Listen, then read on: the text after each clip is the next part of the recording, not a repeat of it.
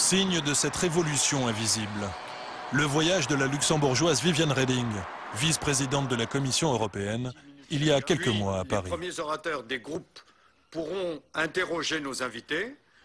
Invitée dans une annexe de l'Assemblée nationale par les députés français, Reding est venue évoquer les méthodes de contrôle de nos finances publiques. Nous passerons à une phase de questions spontanées. La rencontre est dirigée par Claude Barthelone, le président de l'Assemblée nationale.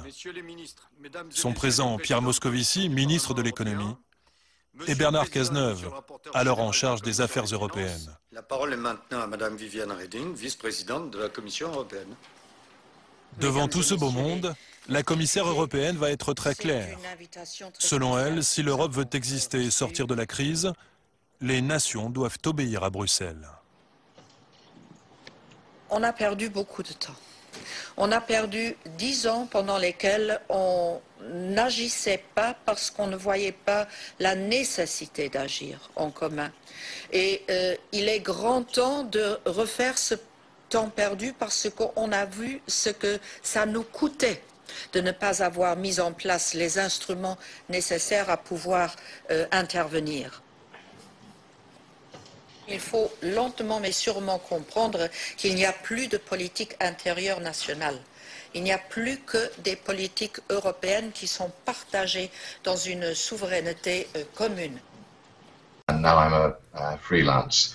And the question that I wanted to ask Ms. Reding was that in the debate in Stockholm, you responded to an audience member who was querying whether the EU was good for value by saying that 80% of Swedish laws were in fact not Swedish, but European, according to the transcript.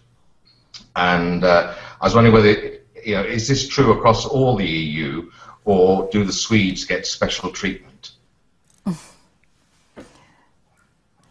Nobody gets a special treatment. All citizens are equal and all member states are equal. But yes, I do not know if it is now 80% or if it is 75%. The truth is that most laws which are applied and executed, implemented at national level, are based on European laws, directives, which then have to be translated into national laws. So the biggest part of the legislation which is applied in a given member state, in one of the 28, is decided by the European Parliament in co-decision with the Council of European Ministers.